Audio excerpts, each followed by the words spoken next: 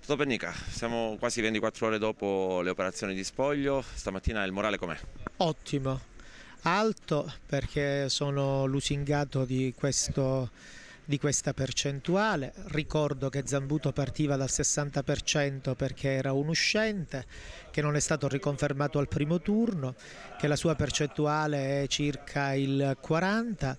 Quindi significa che c'è un 40% di elettorato che bisogna catturare e soprattutto convincere che c'è una proposta alternativa a questa amministrazione uscente. Io sono assolutamente fiducioso e sereno. Questa forbice come si può ribaltare? Ma intanto l'analisi del voto che stiamo facendo questa mattina non pone Zambuto vincente, perché Zambuto era un uscente, partiva da, ripeto, da un 60%.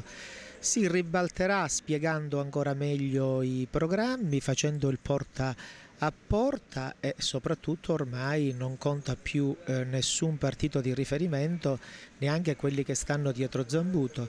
C'è il candidato contro o comunque competitore all'altro candidato e quindi si avrà modo in questi 15 giorni di fare i confronti. Lei rimane dell'idea che non farà nessun apparentamento oppure la notte ha portato consiglio? No, la notte intanto ho dormito, ho riposato, sono andato a letto tardi, la mattina c'è l'analisi del voto e tutto oggi rifletteremo, quindi sono assolutamente sereno e fiducioso.